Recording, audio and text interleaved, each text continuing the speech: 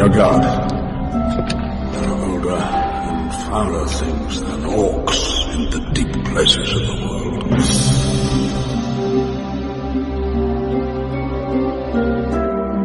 Everything out of the ordinary is to be reported. Fiery the angels fell. Deep thunder rolled around their shores.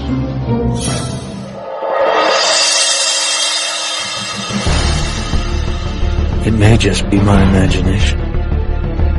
Whatever it is that's watching, it's not human. We are all now programmed for perfect happiness. Perfect happiness. Perfect happiness. Perfect happiness. Quite an experience to live in fear, isn't it? That's what it is to be a slave. It's a hard world for little things. What we do in life echoes in eternity. You know, there was a time in this country when smart people were considered cool. Well, maybe not cool, but smart people did things like build ships and pyramids, and they even went to the moon. The Great Conjunction is the end of the world! Oh, the beginning? It was a church. Do you know that word? Yes, there were still churches when I was a child. But all things that are exposed are made manifest by the light. For whatever makes manifest is light. You now belong to God, no longer to the devil. What you said just now is quite extraordinary.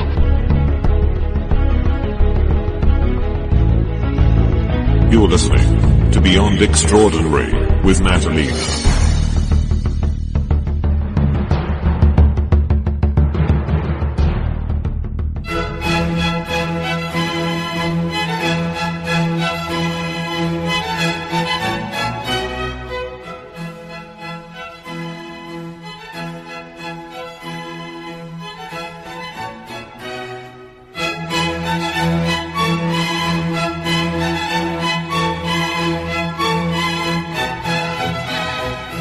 All you gorgeous people out there, welcome to another episode of Beyond Extraordinary, and as always, I'm Natalina. Thank you so much for joining me on this episode, and what you're listening to right now is the beautiful, incomparable music composed by none other than Antonio Vivaldi, one of my all-time favorites.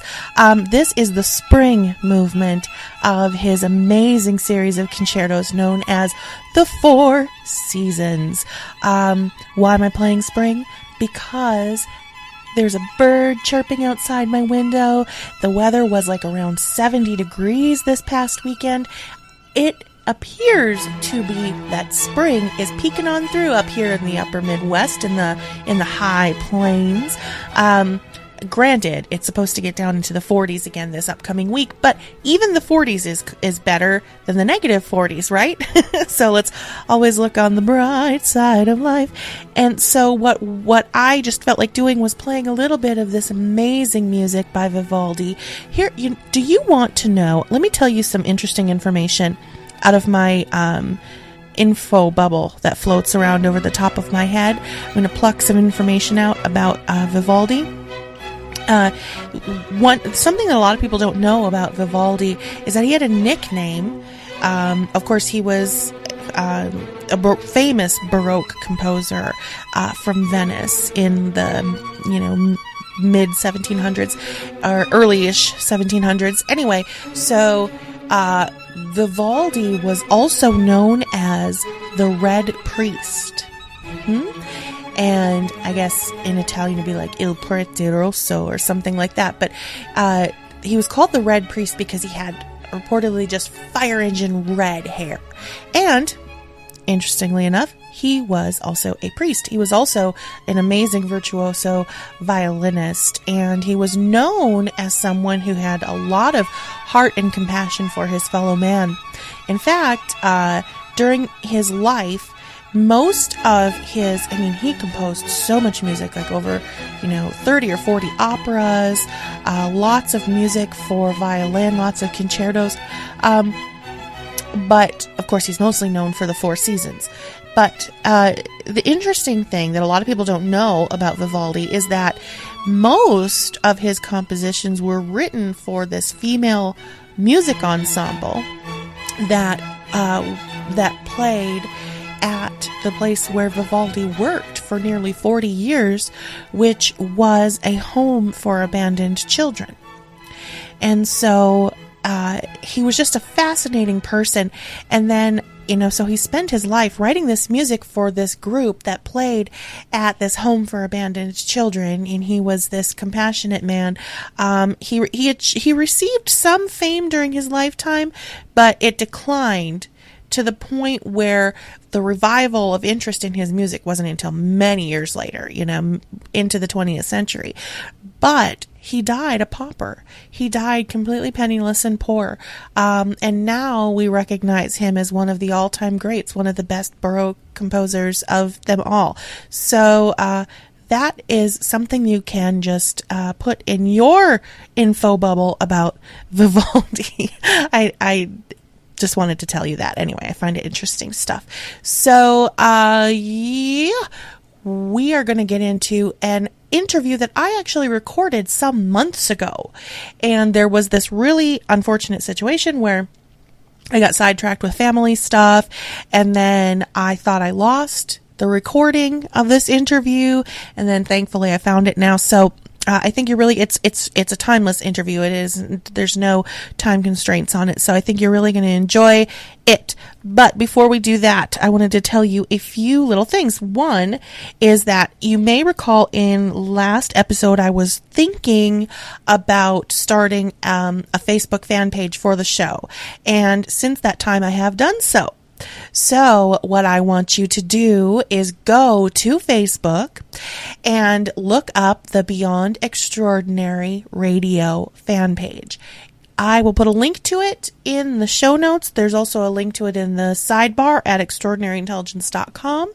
And if you would go there and give it a like and share it with your friends, that would mean so very much to me. While you're at extraordinaryintelligence.com, you can also go ahead and follow us on Twitter, and, Pinterest, Google+. Can sign up for the newsletter that will come out eventually, and you can surely subscribe via the RSS feed to get notifications to the feed reader of your choice every time I post something, or you will get you can also choose to have it sent directly to your email. I've been writing a bit lately, you guys. I wrote an article about witchcraft recently called A Bubbling Cauldron. And then I also wrote an article about, it's a lot to get into, but so you of course probably recall the family radio Harold Camping End of the World is going to be in May 21st, 2011. You remember all of that, right? And Harold Camping has since passed.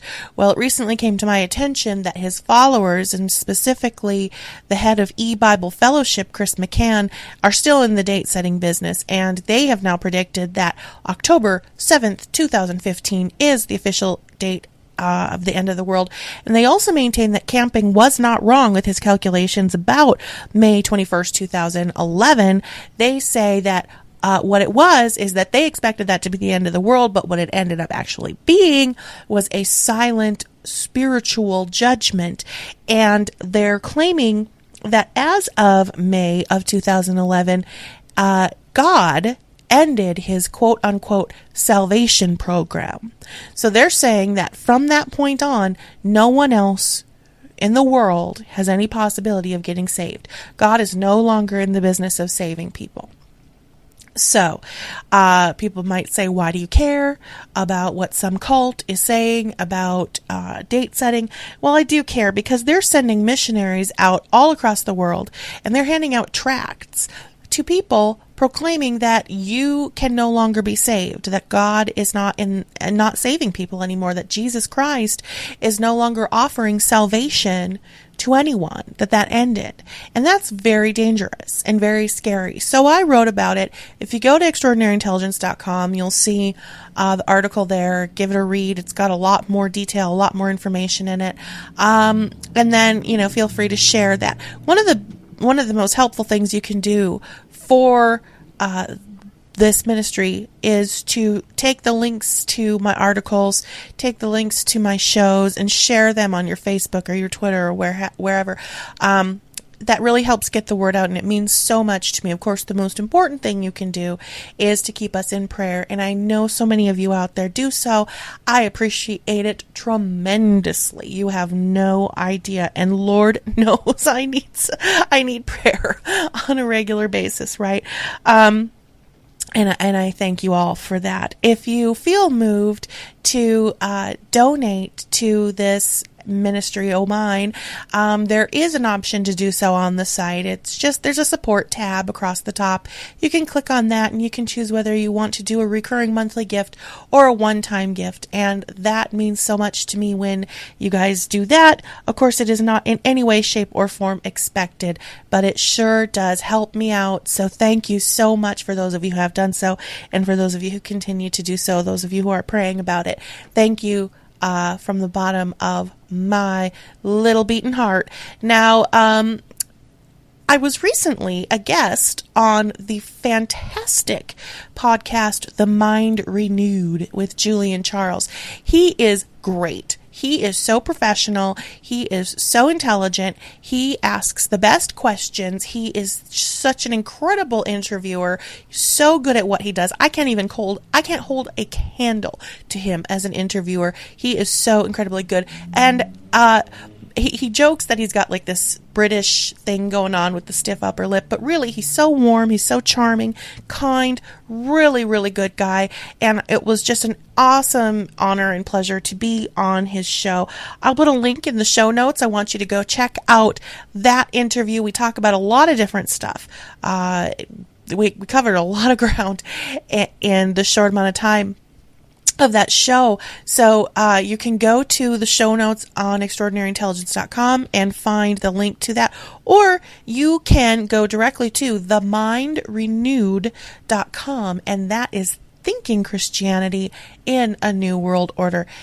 I want you to listen to the interview that Julian did with me, but I also want you to go through his archives and listen to all of his old shows, because it is just a treasure trove of information, just a font of knowledge. He's so good at picking out guests that have all of this amazing information to provide. It's just going to be worth your time to download a bunch of those episodes and then bookmark his site and listen to all of his future episodes that come out.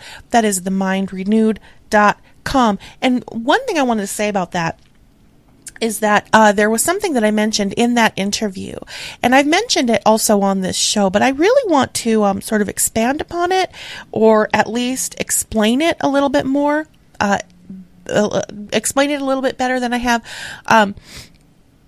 One thing that I've said is that I feel moved going forward with this show to sort of move away from the more extreme fringe topics. Now, that is my personal decision, and it is the direction that I believe the Lord is directing me. What I want to say about that is a couple of things. One, it doesn't mean I never will go back to that. In fact, I'm talking transhumanism on today's show, right? So, I mean, obviously, I am not criticizing those types of topics, and they are a source of personal interest to me, and I do believe that they are valuable and worthwhile things to talk about. But I feel personally for this ministry and for what I'm doing that the Lord wants me to focus more on exposing the new age, talking about matters of faith, speaking a bit more to the lost out there who might be listening, helping people to recognize deception in and out of the church. That is kind of where I'm feeling pushed and led, and that's what the Lord wants me to do. So the other thing is that I am not criticizing anyone out there who does the fringe thing. I've done the fringe thing. I'll probably do the fringe thing again. I find value in exploring these fringy topics, and I find value in some of that speculative prophecy and and looking into those kinds of things. I find value in that, and I will continue to personally buy books from those authors and probably interview them from time to time.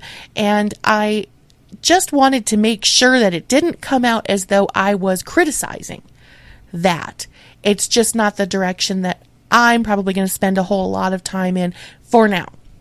That could change. But so I just wanted to clarify that if there's people out there who thought, oh, she's, all judging people who are in the fringe. No, fact is, that's still my niche. That's still where I will forever probably be identified as a fringe Christian, and I'm fine with that. I wear it as a badge of honor. That is fine with me. I was just trying to explain the direction that this particular show is headed, and more power to all of the people who stick into those other kinds of topics because they're fascinating, and those are, largely the types of things I like to listen to and like to read and stuff like that. So anyway, I've probably spent a little bit too much time on that, but I just wanted to make sure that I wasn't offending anyone with anything that I said, because that was not the intention at all.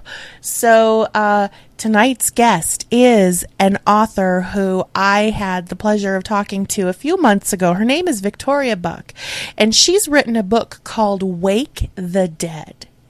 Wake the Dead is a fascinating book about the world's first transhuman. The book description reads like this. It says, "The time is right for introducing the world to the marvels of techno-medical advancements. An influential man, one loved and adored, is needed for the job. Chase Sterling, host of the popular show Change Your Life, is forced into the role after suffering injuries no one could survive, but no one's ever been rebuilt like Chase. In the not-too-distant future, a man, if he can still be called a man, escapes the forces that have taken over his life." So that's a little synopsis of Wake the Dead by Victoria Buck. It's a novel. It's fiction, but it's really, really interesting. And those of you who are interested in transhumanism, science fiction, particularly, dystopian type fiction, this is the book for you. I highly recommend it. It is all written from a Christian worldview. Victoria herself is a Christian. It's published by Pelican Book Group. It is just such an interesting book. So, we're going to be talking about her book. We're going to be talking about transhumanism in general. She wrote this really interesting article. That's the 10 things Christians should know about transhumanism. And I'll put a link to that article in the show notes as well. But we go through each of those 10 things and she, elaborates on them. And then the other thing is that we talk about some of the advancements in our sort of current, that might sort of currently be in development. One thing we talk about, or that I mention, is the Amazon Echo device. Now, this has had a soft launch through Amazon.com, and Amazon Echo is essentially intended to be like a piece of furniture in your home that sort of works a bit like Siri does on your iPhone, but it is a little bit more elaborate than that. It also works as a speaker. It can hear you anywhere in your house, no matter where you plug it in. It can hear you, and if you use the quote-unquote code word or trigger word or whatever, which is, I think, everyone uses Alexa as the word, it'll hear you and it'll answer you, I guess. Anyway, so we talked about a bit about that, but one thing that I also saw, since I recorded this interview, that there's another company that has been working on a little personal assistant type robot. It has not been fully developed yet, but it has launched a campaign to get people to contribute to the development of this little personal assistant home robot thing, which seems ever so futuristic, but here is the little promotional video that they've made for this thing. It's kind of creepy. This is your house. This is your car. This is your toothbrush. These are your things. But these are the things that matter. And somewhere in between is this guy. Introducing Jibo, the world's first family robot. Say hi, Jibo. Hi, Jibo. Jibo helps everyone out throughout their day. He's the world's best cameraman. By intelligently tracking the action around him, he can independently take video and photos, so that you can put down your camera and be a part of the scene. Jibo, take the picture. He's a hands-free helper. You can talk to him, and he'll talk to you back, so you don't have to skip a beat. Excuse me, Anne? Yes, Jibo. Melissa just sent a reminder that she's picking you up in half an hour to go grocery shopping. Thanks, Jibo. He's an entertainer and educator. Through interactive applications, Jibo can teach. Let me in, or else I'll... Ha! And I'll... Ha! And I'll blow your house in! Hey, where'd you go? There you are. He's the closest thing to a real-life teleportation device. He can turn and look at whoever you want with a simple tap of your finger. Check out my turkey dinner, Mom. I wish you wouldn't eat that. Hey, they make turkey pizza? I want turkey pizza. And he's a platform, so his skills keep expanding. He'll be able to connect to your home.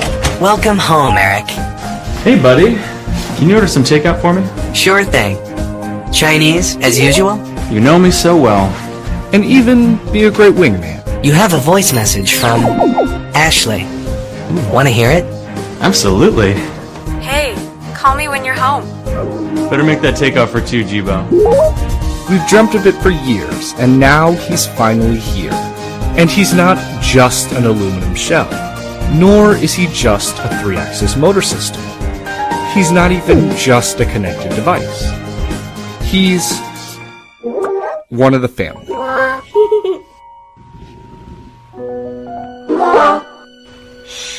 Good night, Jibo. Jibo. This little bot of mine. What if technology actually treated you like a human being? What if technology helped you to feel closer to the ones you love? What if technology helped you like a partner, rather than simply being a tool? That's what Jibo's about. That's why I created this company. And I've got the right team to do it. People with a proven track record of bringing innovative technologies and exciting content to market. But now, we need your help to build Jibo, to bring it to the world, and to grow the community. Let's work together to make Jibo truly great, and together we can humanize technology. Isn't that interesting? Jibo, your home personal robot that's part of your family. Yeah, it does seem futuristic. I'm going to put the video that I just played in the show notes to this show so you can watch it, because it's actually really interesting. At the beginning of the show, of the commercial, it's talking about how the robot is going to be this integral part of your family and not just a tool. And obviously you heard that at the end where the developer is talking about the reasons why she feels that Jibo is going to be something very different. It's not just a personal assistant, it's part of your family, and it's an attempt to humanize technology. Interesting stuff. Even in the commercial, they show like pictures of R2-D2 and different robots, like the one from Short Circuit, and how, you know, this is the direction that they're hoping to head with this little Jibo robot. So the video will be in the show notes for the show. And then last but not least, I forgot to mention, I've added some new stuff to Extraordinary Boutique. I realize that's kind of moving backwards in our conversation, but yeah, extraordinaryboutique.com, some new stuff on there, some new jewelry, some new handmade purdies that came from my own creative brain.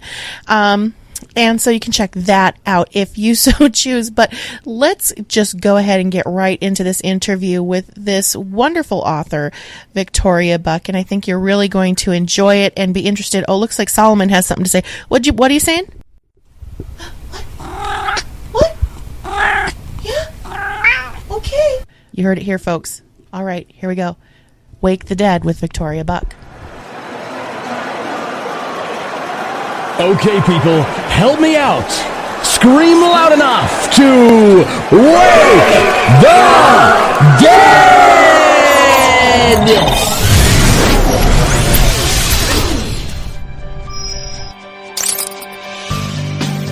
As host of the future's most popular game show, Chase Sterling is used to changing lives. But when the powers that be decide it's time to introduce the latest techno-medical advancement, the world's most beloved TV personality mysteriously falls victim to injuries no one can survive. And yet, he lives. Rebuilt like no one has ever seen before, Chase becomes the world's first transhuman. Fitted with a computronic exo-self, Chase is quicker, stronger, and smarter than ever. But soon discovers the government controls the exo-self, and Chase's thoughts and eyesight along with it. Chase becomes a weapon, a spy lens, and a target. There's nowhere to hide, and no one is safe. In the not-too-distant future, a man, if he can still be called a man, must break from the forces taking over his life and find new purpose in the secret world of hiding believers. Wake the Dead by Victoria Buck. A Harbor Light Books release from Pelican Book Group. www.pelicanbookgroup.com. When I first heard about the new book from author Victoria Buck, I was instantly intrigued. As you all know, I'm a big advocate for Christian authors, particularly those who are brave enough to tackle topics somewhat outside the box. In Victoria Buck's first novel, Wake the Dead, she takes on the troubling topic of transhumanism. And although her tale is a work of fiction, Buck draws upon the very real science and research of this movement and forecasts a future which may soon become all too real.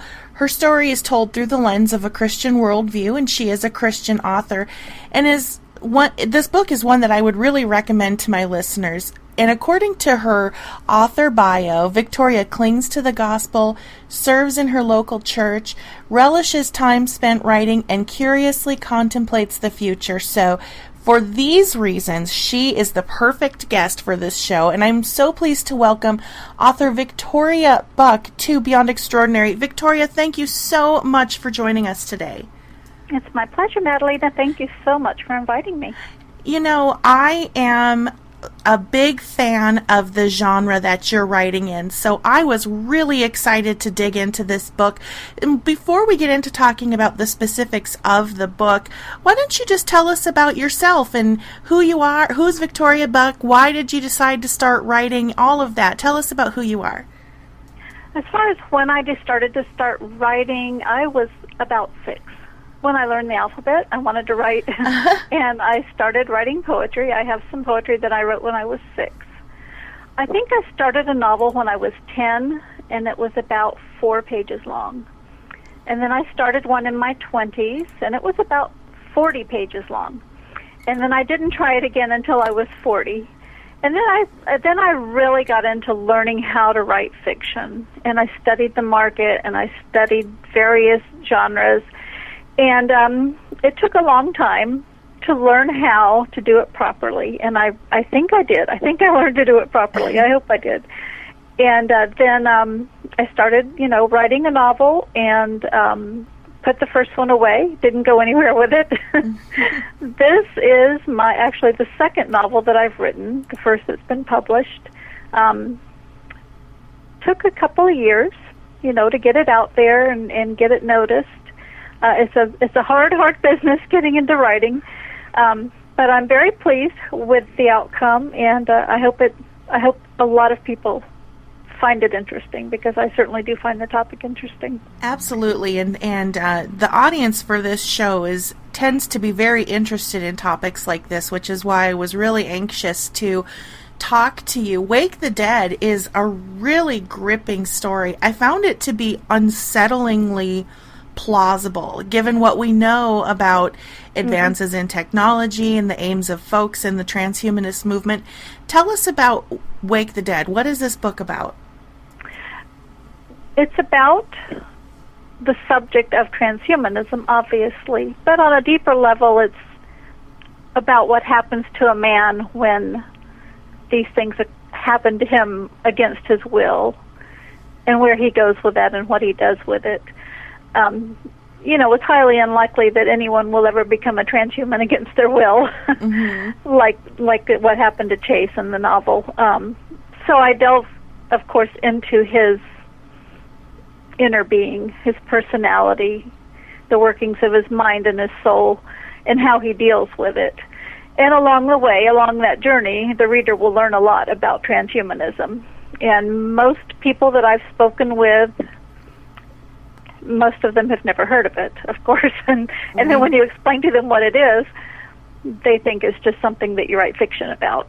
But I want people to know that I did a lot of research before I wrote the book, and that there's a lot of reality to it. Absolutely. So, in your bio, it says that you spend time curiously contemplating the future, and that's very evident in your book. What made you decide to take on the topic of transhumanism specifically? When I first sat down to write the book, it didn't have a title yet. When I first got this character, Chase Sterling, in my mind, he was a game show host, and a lot of what I write, there's some satire and some humor to it, and you may have noticed that. Mm-hmm. And I intended to write a book about game shows, about how ridiculous it is when everybody in the audience wins some stupid little prize, and they go absolutely wild. But of course, it didn't take me long to realize I couldn't write a whole novel about that. And I had been studying transhumanism. So I thought, what if the prizes on Chase's game show are really outrageous? And that's where transhumanism came into it. And then as I began, as I went into the plot further, then he became the person, the game show host who gives away the prizes, became the person who got the biggest prize, and that was to become a transhuman. Mm-hmm. It's really interesting. You mentioned that the main character of Chase Sterling, he starts out as the host of this game show that aims to change people's lives by bestowing upon them this lavish wealth and material gain.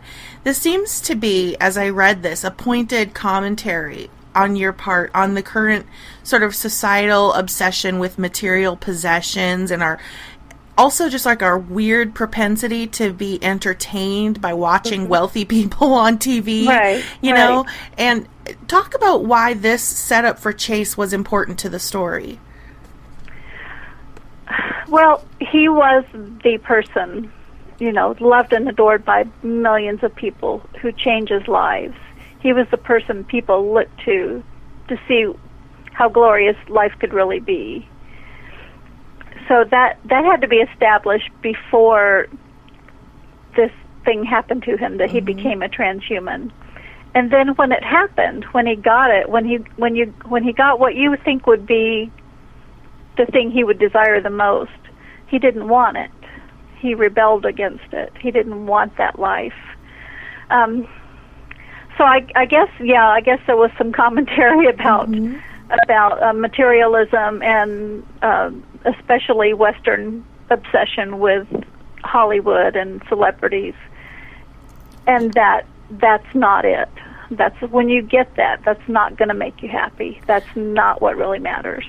Right, and that just comes through. In fact, I don't want to give any spoilers away as we go through this, but it really comes through as I went through the book that there's this the opening of the book just grips you right away as you can transport yourself into this world that isn't too unlike our own. It's a fairly near future scenario where we are obsessed with watching people on TV and living vicariously through their lives and kind of the dream that maybe someday we can move from a have-not to a have, and we imagine that this can make us happy.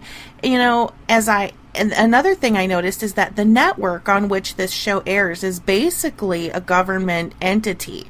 Was our current climate of media networks, and there's sometimes, I guess we could say, incestuous relationship with the government, something at the forefront of your mind when you imagined what might become of networks in the future? Yeah, this SimView is the only network. It's the only network in the world. And there are several instances in the novel where a character will refer to SimView and refer to the government and not know which one is which. Does SimView run the government, or does the government run the network? People don't know the difference anymore. Right. It's just all one big entity. It is. As I said, it's just so apparent. Now, let's talk about, I find it very interesting. There's this moment in the book, and I don't think it's giving away too much, where Chase has this transformation, and he is told, it was meant to be. We picked you the right person for our beginning. You are the firstborn of the evolutionary leap. This is probably the most telling detail of what these transhumanists have in mind when it comes to why they are pursuing these advancements in this technology. Would you say it probably really has a lot to do with the next evolutionary leap of mankind? I believe that that's what they want. I believe that there are transhumanist organizations who are heading in that direction. That's their goal. That's certainly what happened to Chase. He was chosen to be the model for the rest of society. This is what's going to happen. Look how great it is. You're going to love it. And he was loved and adored by so many people, so that's why they chose him to introduce transhumanism to the world. As far as whether I believe that we'll make that evolutionary leap, I don't think so. I don't believe God will allow that. I believe there are people who are going to try for it. Right. But I believe, at some point, it will come to an end. Mm-hmm. Before we all have computers in our brains and cat eyes. And in the meantime, we can see, even in our own lives, that there is this manifestation of moving in that direction, whether it's from our cell phones to our computers to the way we're just kind of tapped into everything. And we're going to talk about you wrote a wonderful article about this. We're going to talk about that in a moment, but moving away for a moment from the idea of transhumanism, another thing you envision in your novel is a future in which believers will be marginalized. In fact, your book tells of believers being forced underground. I imagine there's things in our current political and religious climate that prompted you to consider that this could be a reality for the future of the church. Yes. Part of my reasoning is not so much what's going on in the Western world, but in other parts of the world where persecution is becoming so rampant and people are either hiding or dying. That's what's happening. And eventually, that could work its way here. I don't think that we need to be surprised by that. I think we need to be prepared that we will at some point lose some of our rights as Christians, and we will at some point face some form of persecution in this country. And if believers have to go underground, then I think it shouldn't come as a big shock that happens. I think we should see it coming. And the believers in Wake the Dead, over a couple of decades, had learned to be quiet. They had learned to keep their mouths shut. Even in situations where it was safe for them to speak of the gospel, they didn't do it because they had learned to be quiet. And I think that's very prevalent in our country right now, that we've just learned, whether it's from apathy or whether fear or what, but we've learned just to be quiet about it.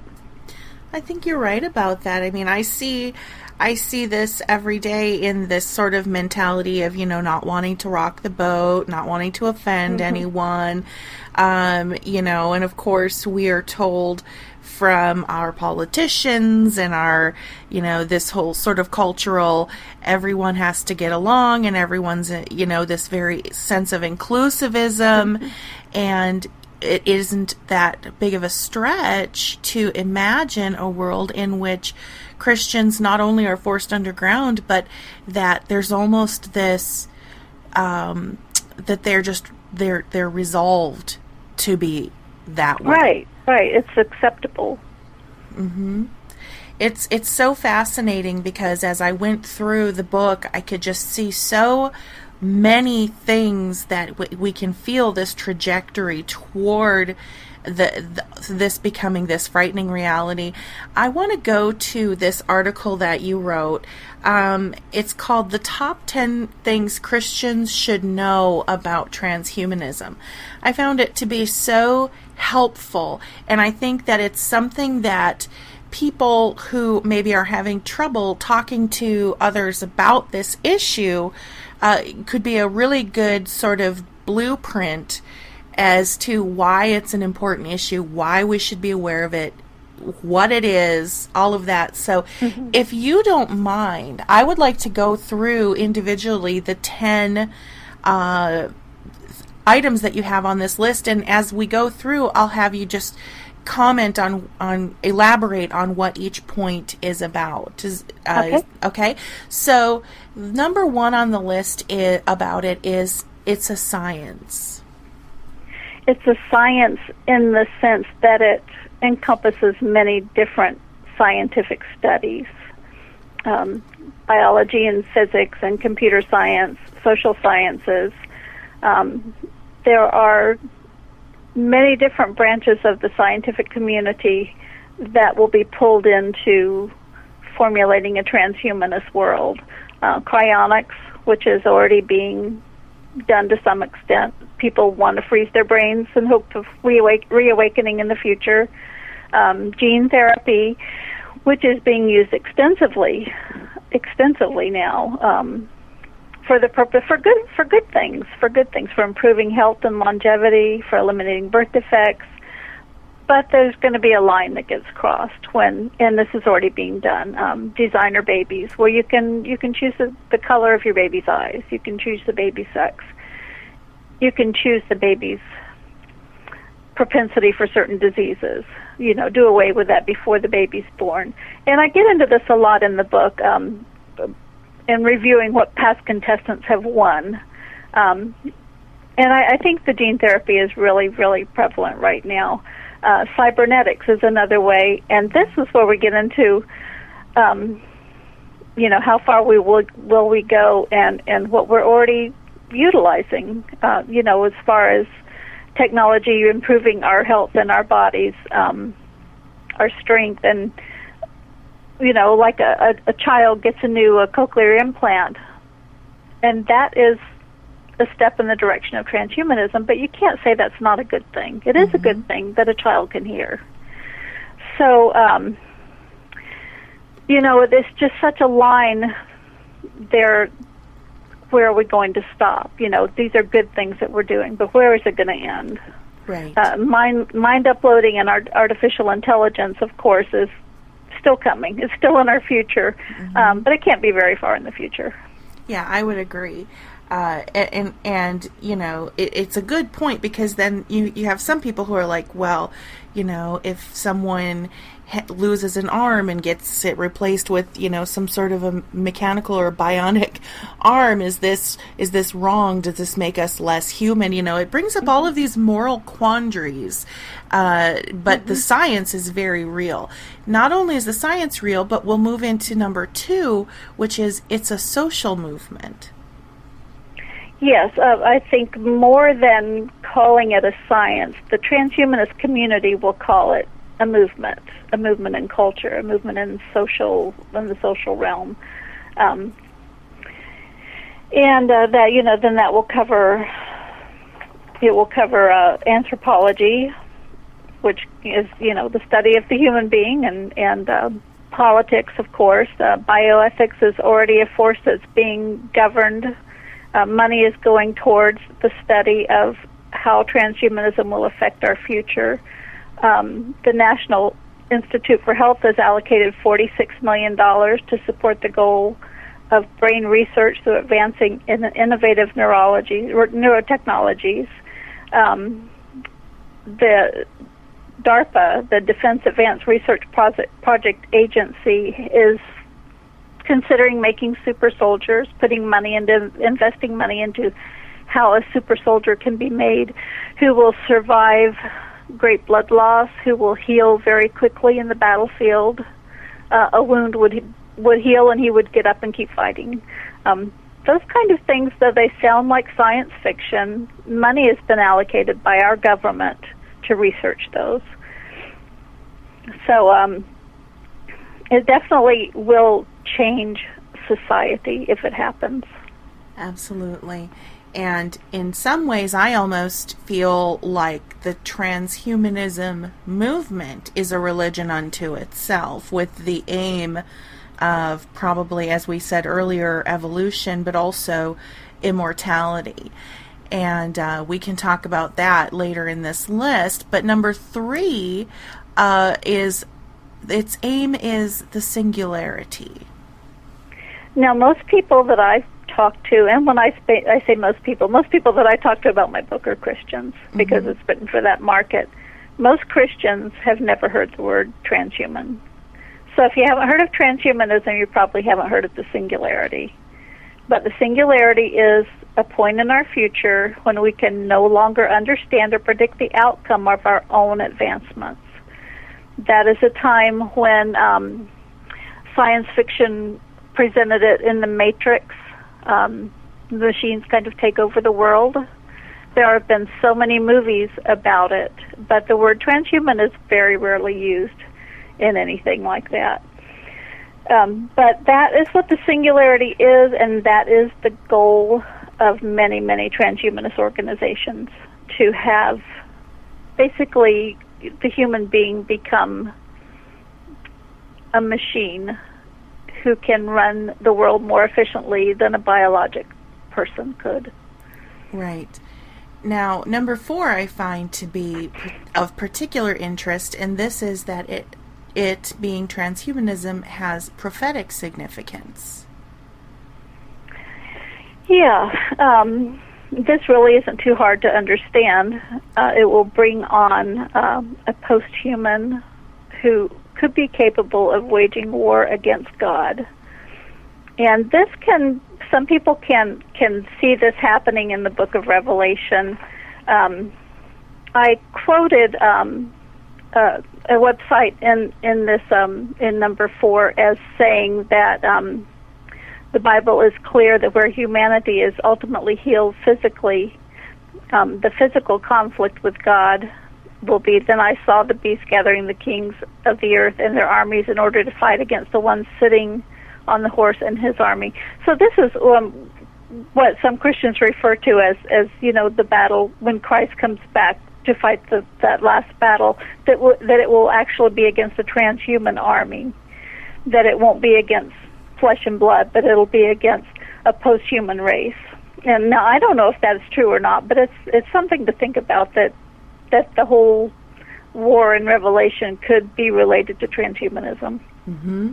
Yep, and we've had a few authors and filmmakers on the show who are thinking along those similar lines. So you're not alone in that thinking, and it comes across quite well in your writing. Now, number 5 is that it has historical significance.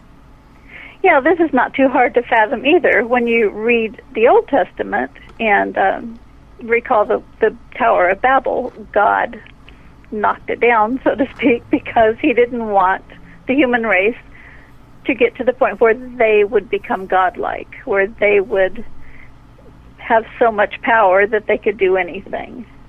And I think that we're still striving for that. I think we're still trying to build that tower. Absolutely.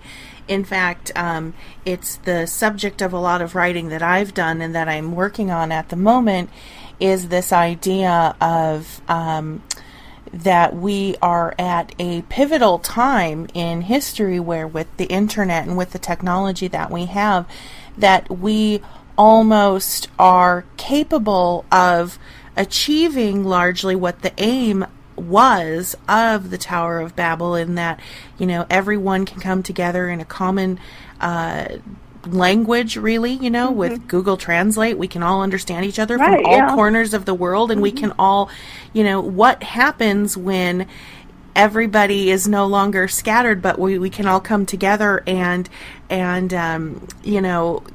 of go for the same aims it seems that while I would say the internet has its benefits and it's very positive, it brings people together in fellowship, unlike, anything that we can even do in a brick and mortar church. But at the same time, it has this sort of sinister implication of the idea of bringing all of these people together to sort of collude,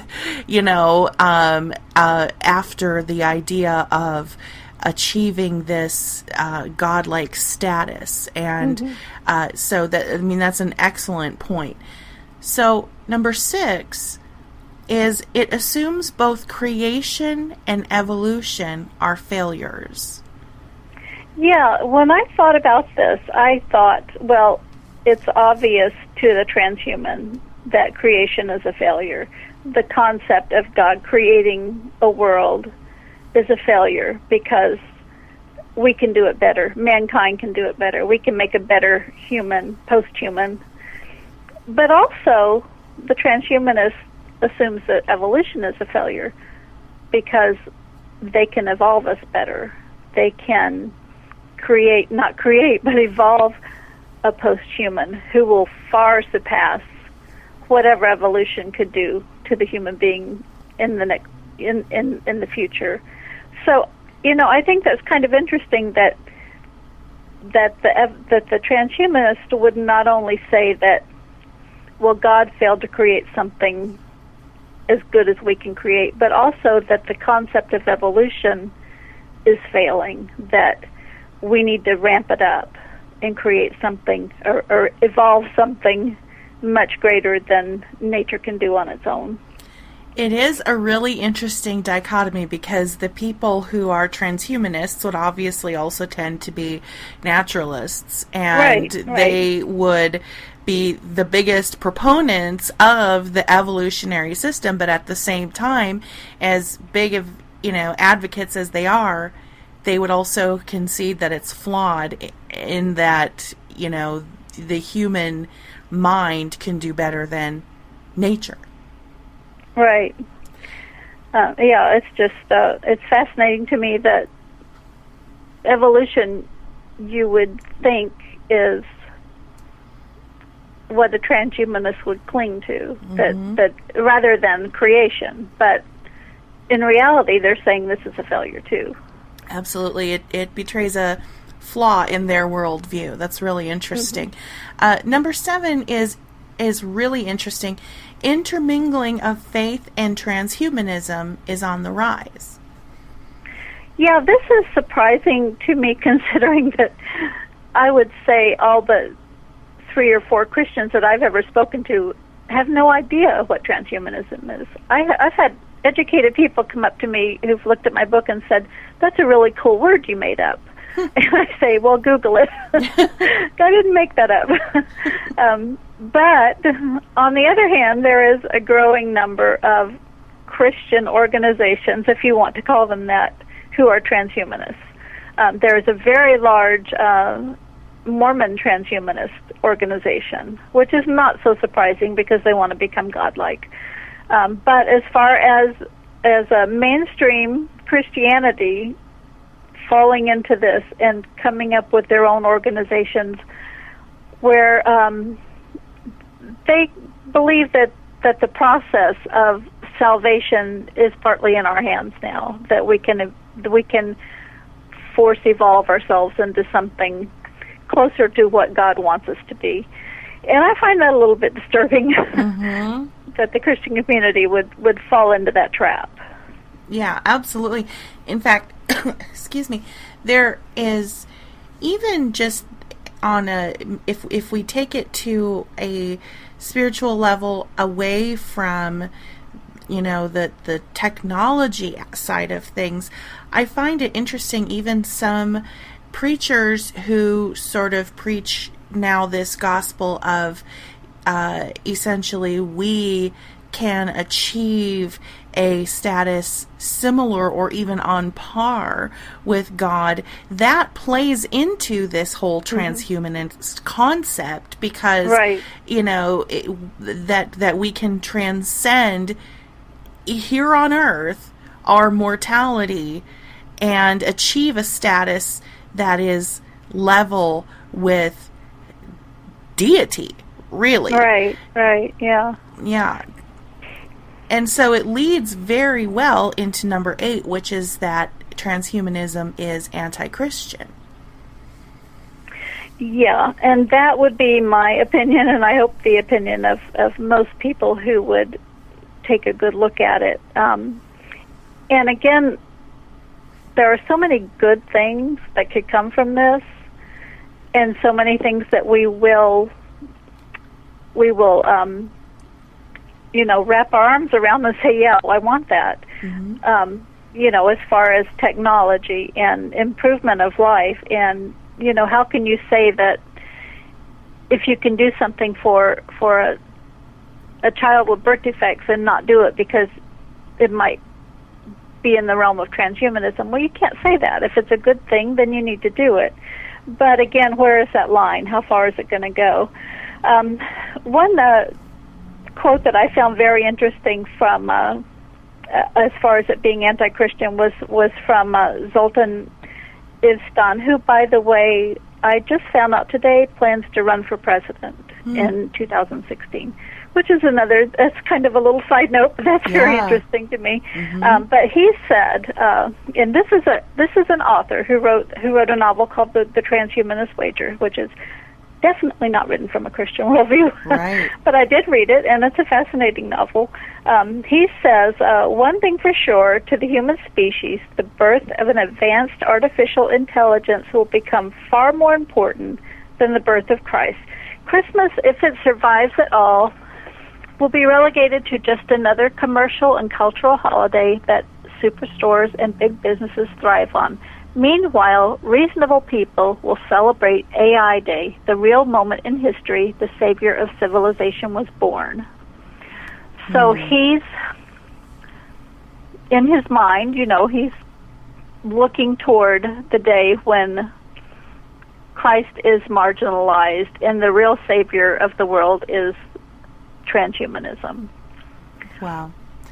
Yeah, that's really, really troubling, isn't it? But it really shows, excuse me, it really shows what the ultimate goal is. I found it so interesting because in this same section, in section 8 here, you quote the article, The Trials of Transhumanism, An Assault on Christianity, written by Gons Shimura, and he actually happens to be a really good friend of mine. I noticed that on your website. And he's done so much work in this realm. And so I'm excited to share this interview with him because he'll love your book. And I'm sure that he'll have a lot to say. And of course, he has his own radio show, so I will pass. Yeah, I have actually emailed him a couple of times about my book, and we've communicated a little bit. I love what he says in that quote. Antichrist doesn't mean against Christ; it means instead of Christ. It's the replacement of Christ. So that's what Mr. Istvan is moving toward. Right. And I think it's interesting that so many of these people don't see themselves as anti-Christian. They couldn't care less about Christianity. But if you bring it up, they're going to tell you, yeah, we're going to get rid of that and replace it with this. Yeah. It's really troubling. And, number 9 goes into, again, the topic of technology, and it is that you may be helped by it. I think that's a reality that we have to face. Yeah, and like I said, about, what are you going to say to the parents of a child who could be seriously helped? Their life could be changed by this technology. You're going to do it. You're going to let them do it. And it's not that technological advancements are evil. God gave us the mind to create these things, and his intent was for them to be used for our good, not to the point of becoming godlike so that we could usurp his authority, of course.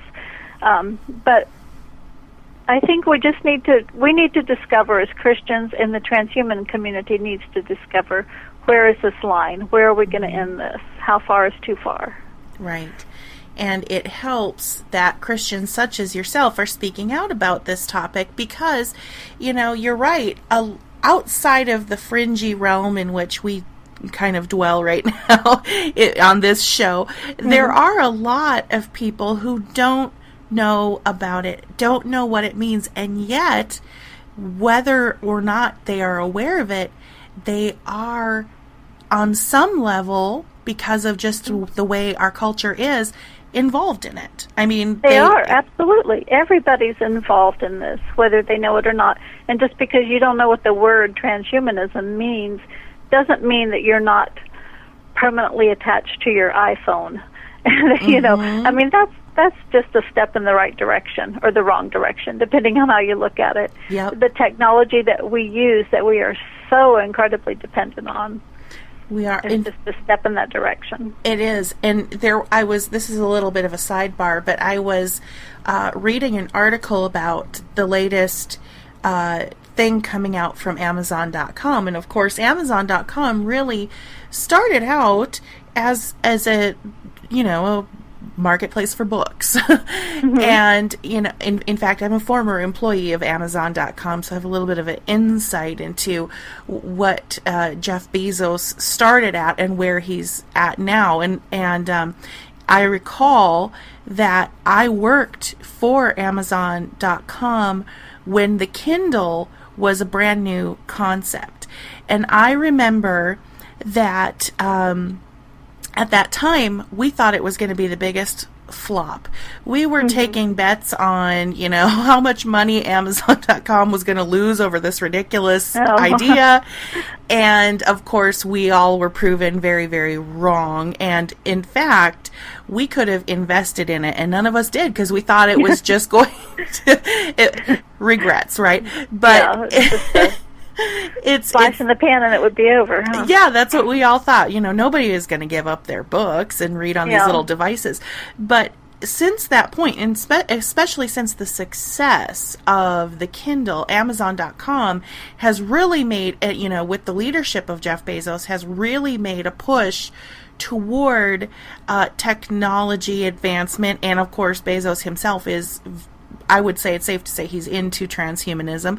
But I was reading this article about the latest thing that's coming out from Amazon.com, and now it's the name of it has slipped my mind, but I think it's called like the Echo or something like that.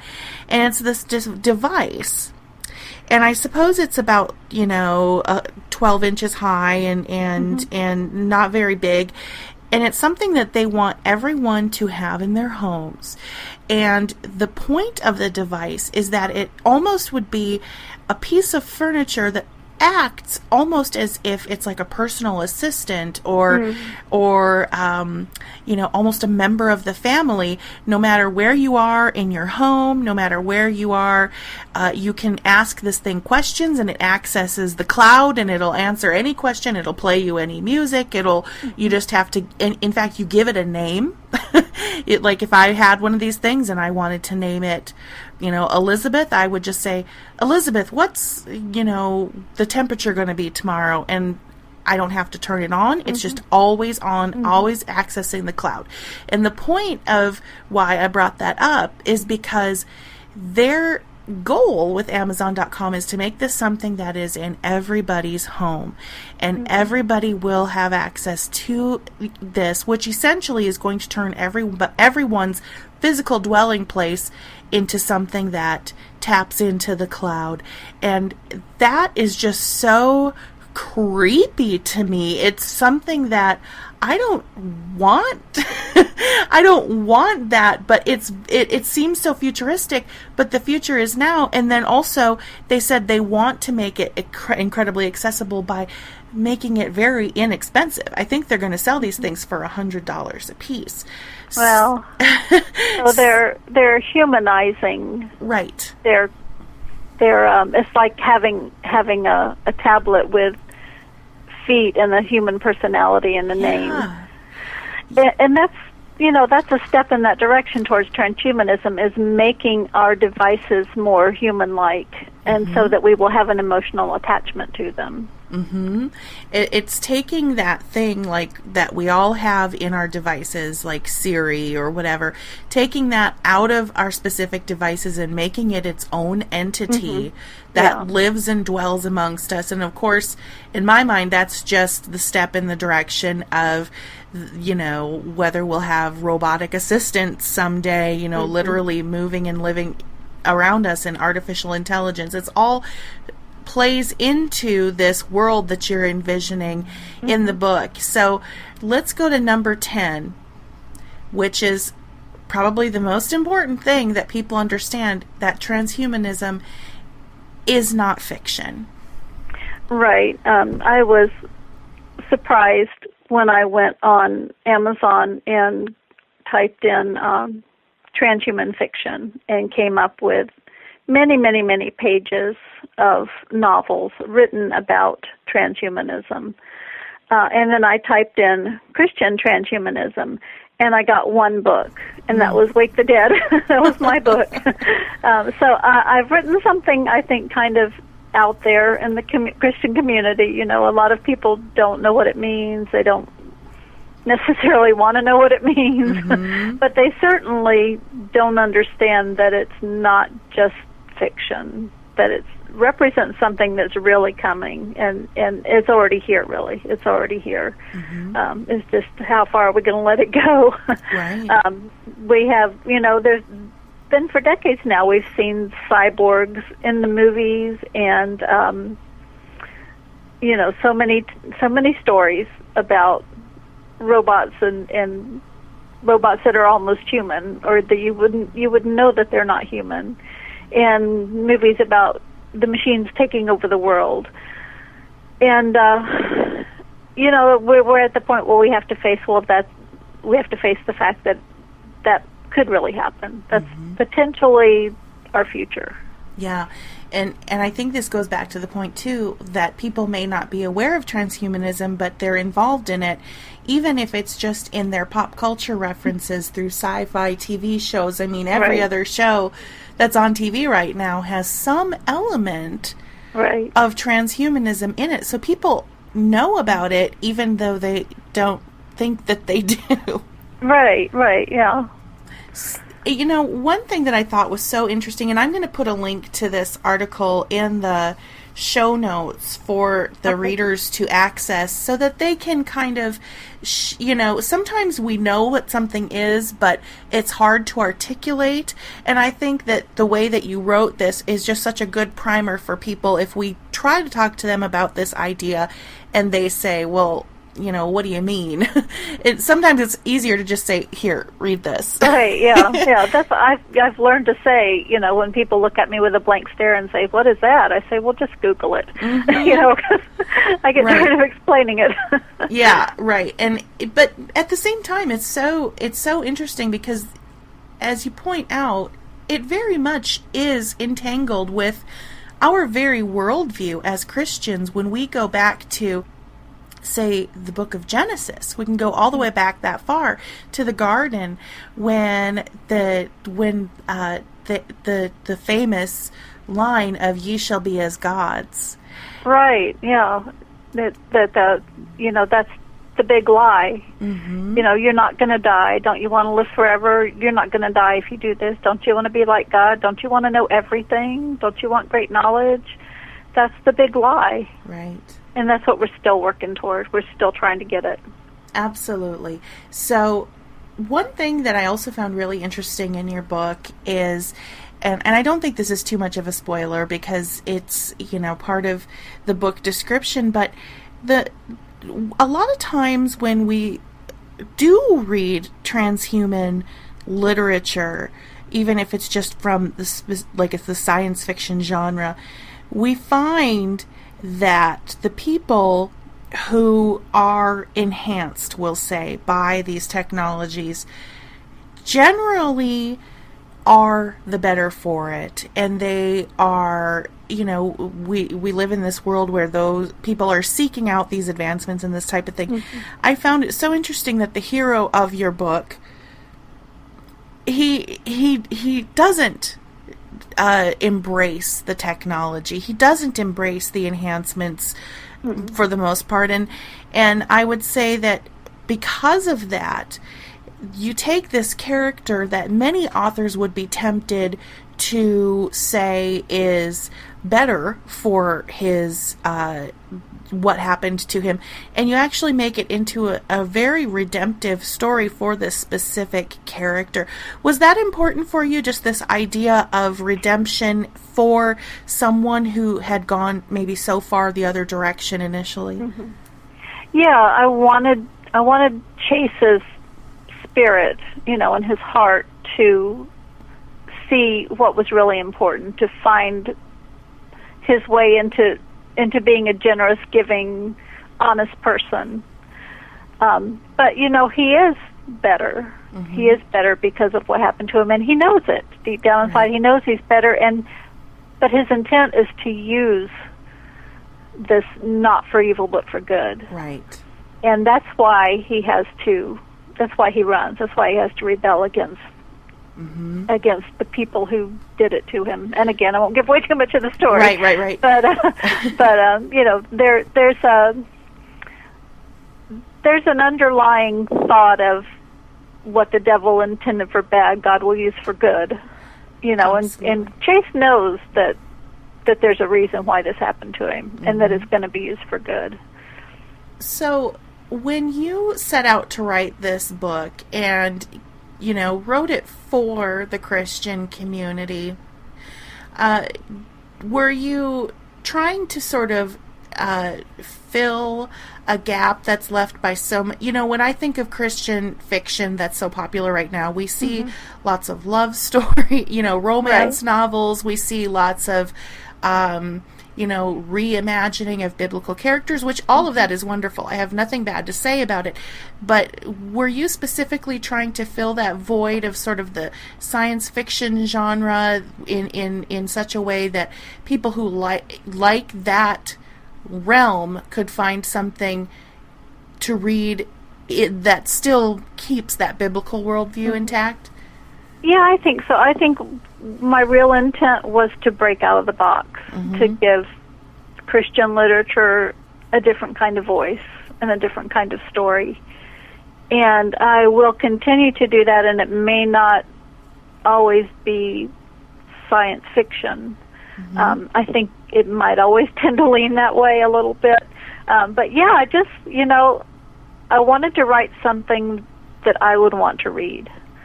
And I'm not necessarily the kind of person who wants to read Christian romance. And the typical Christian novel, I think that there's a lot more that can be said. And I am very grateful to my publisher for taking a chance on this kind of story. It was kind of risky, I think, for them to put out something like this. Right. Well, you're published by Penguin, is that right? Or Pelican? No, it's Pelican Book Group, yeah. Right. It's Harper Light Books, which is an imprint of Pelican Book Group. Right. So, yeah, and it is a challenge, and it is taking a chance to go in this direction, and I think it's really great that they did that for you, and it's going to be really great for the audience. What has the response been so far? Most people that have read it say, and I guess this is a good thing, they say, I didn't think I would like this, but I really, really did. But I think I've approached a lot of readers in the Christian community who don't necessarily read this kind of story. But then once they get into it, they think, okay, well, this isn't, hardcore sci-fi. This has got heart to it.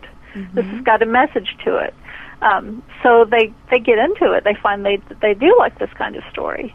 And I've been pleased with that. The Christian readers can get outside of the box too. They can let themselves get away from the typical story. Yeah, I agree. It's for the betterment for everyone. So the other thing I noticed about this book too is that it is something that, although it's written to a Christian audience, I think the story is so engaging that you could take this book and give it to, let's say, a friend who is into the science fiction genre, but isn't necessarily a Christian, and they would be able to enjoy it too, because it's not overly preachy. It's not, hitting you over the head with scripture every other line. Right. Did you have that in mind as you were writing it? Something that could kind of cross over? I want it to appeal to a wide audience. I want it to appeal to people who might not ever even consider picking up a Christian novel. I don't think this would offend them. I think it will get into their head enough that they may start asking some questions and being a little more open to the gospel. That is my intent. Everything that I do, my intent is the gospel, to get the gospel, promoted, to get it out there. So whatever I write, it's going to have a message in it to some degree. But yeah, I want to appeal to people who like to read sci-fi, sure. Well, I think you definitely have accomplished that. And I would say that for those out there who are listening and considering picking up this book and you're intrigued, don't hesitate to, encourage your non-believing friends and family to read this book as well, because they're going to be entertained. First of all, they're going to be entertained because it's a really good story. It's very well written, very engaging. And then also, as Victoria says, it's going to cause them to maybe think about things in such a way that they hadn't considered previously, but in the context of the story, it makes sense. And so maybe they will be inspired in spite of themselves to go there and research more. And, just from my personal story, a lot of times, from my personal testimony, that sometimes it does take somebody who comes to us where we are right now and talks to us in a way that's not overly preachy, that's not insulting their intelligence. The people who come across this book are going to know that you did your research. You clearly have information involved that isn't going to insult their sense of intelligence. And so this is just a really, really good book all the way around. Before we end, though, I want to ask you, Victoria, if you don't mind, and I usually like to ask all of my new guests to talk about this, would you tell us a little bit about your testimony? Have you always been a Christian? Well, I don't believe anybody's always been a Christian. That's a good point. I was very young, though. I was, brought up in church, and when I was 8 years old, I, for many, many weeks, would envision, and this is my wild imagination maybe, I envisioned a large, beautiful gift on the pew beside me. And this was my gift. It was my gift. Now, I don't know if my child's mind was misinterpreting the pastor saying something about the presence of God or the gift of God, but this was my gift, and it was right there beside me week after week after week. And I don't remember the day, but I remember the exact moment when God said to me, "Don't you want to open your gift?" And I said, "Yes." And that was it. That was when I met him. Oh. And of course, I was a child and didn't understand a whole lot at that time, but I will never forget that moment that I said yes. And then, as I grew, as I became a teenager, of course, I got much more into learning the Bible and, hanging out with other Christian friends who, we studied together. And, of course, there were many adults along the way who taught me. Mm-hmm. And got married very young. My husband and I never, ever, ever left church. We've always been very, very active and raised our children that way. And now I just write weird books. Oh, well, I love that story. I love that story. I always find it so helpful for people to hear a testimony because, we all have a different story, but it just shows the way that God touches people so personally. Mm-hmm. Yeah. And that's very, very sweet. So I have to ask you this, and I don't know if I'm reaching here, but is there a possibility, and maybe I hope this isn't in a spoiler, but is there a possibility that this wonderful character of Chase Sterling will ever feature in future works of yours? My publisher has book 2. Oh, how exciting. Yeah, it's all done. My publisher has it. They have not given me the green light. I'm anxiously waiting. Aww. But I plan on a trilogy about Chase Sterling. So book 2 is in the works. Oh, how great. Well, I really, the character just jumps off the page and becomes someone that the reader really cares about. And I think that's great that we'll get to continue with his story and his journey. I'm really looking forward to that. And a trilogy. Wow, we really will get a lot more. Well, book 2, Chase just gets right down to business into using everything that's inside him to help the underground church. And what could possibly go wrong with that? Right. Everything. Yeah, exactly. Well, that, I can almost, I can't even wait. So let's all go out and buy Victoria Buck's books so that her publisher is encouraged to greenlight that part 2. And where online can people find you, Victoria, if they want to learn more about you and about your work and keep updated? I know you've got a blog that you write. Yes, my website is authorvictoriabuck.com, and I'm doing a couple of blogs, guest blogs on different sites. I'm now on a site called 7 Christians. I'm on that every Thursday, and putting some stuff on Google+. So, I'm just trying to get out there all over the place. But the first place would be my website to look there, authorvictoriabuck.com. Perfect, and I will put a link to that in the show notes as well. And, of course, Wake the Dead is available for purchase on Amazon.com. And it's available in paperback, but people can also get it on Kindle, right? Oh, yeah. Okay, that yeah, Kindle. Kindle's great. I'm one of those people who think, don't ever take my Kindle away, please. Just on a funny personal note, I was so against the Kindle, even just outside of the Amazon.com connection. I was just so against it initially. And I thought, I will never give up my paperbacks. I will never give up my books. And, I have to say, the same thing.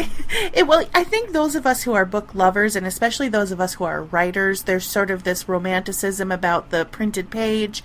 And I still have some of that. But now that I've gotten a tablet and there's the convenience factor and the fact that I kind of, with all of my bookshelves in my home, am drowning in books at this point. Right, yeah. I will never buy another paper book. Yeah. I mean, when I got Wake the Dead in the box, when it came to my front door, I was very glad to get it. I loved holding my own book. Right. But as far as reading, just carry my Kindle with me everywhere I go. It just is. I have to admit that I am a believer now. I have to recant my previous protestations against it. But so it's available in both forms, no matter what people preference may be. And Victoria, just as a last note, is there anything else you would like the listeners to know about your book and why they should pick it up? I've told people, and I think this comes across, like I said in my reviews, if you don't like science fiction, read it anyway. I think you'll like it. And I've found that people do. Mm-hmm. And then there's people who think, well, I only want to read something that's, really edgy and out there, and this is Christian fiction. And it's got to be, sappy. And I think, well, give it a try. You're going to like it. If you like something that's a little edgy, you're going to like this because it is. So I think there's something there that will appeal to both sides. Absolutely. And I would also just add really quick, I keep having these things pop into my mind, but I'd also just add that, we live in a culture now where I think the young adult books are so mature beyond anything that, I would have read when I was a kid. And I think that it's safe to say that Wake the Dead is something that it would be okay to even give a teenager. I mean, if they're already reading things like The Hunger Games and all of that, this would be great for them because that transhumanism thread is rampant in young adult literature today. Mm-hmm. Absolutely. My editor, when she signed me, was looking for clean dystopian fiction. Mm-hmm. And she was looking for a young adult audience, and obviously this is an adult book. But yeah, my publisher would say this is great for young adults, because it's so much gentler than some of the stuff out there that they're reading it.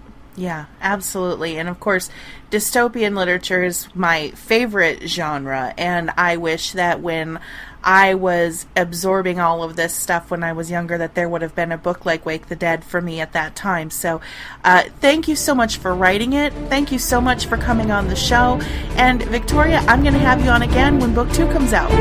That will be wonderful. I'm looking forward to it. You've been listening to Beyond Extraordinary with Natalina. For the latest headlines and program schedule, please visit extraordinaryintelligence.com.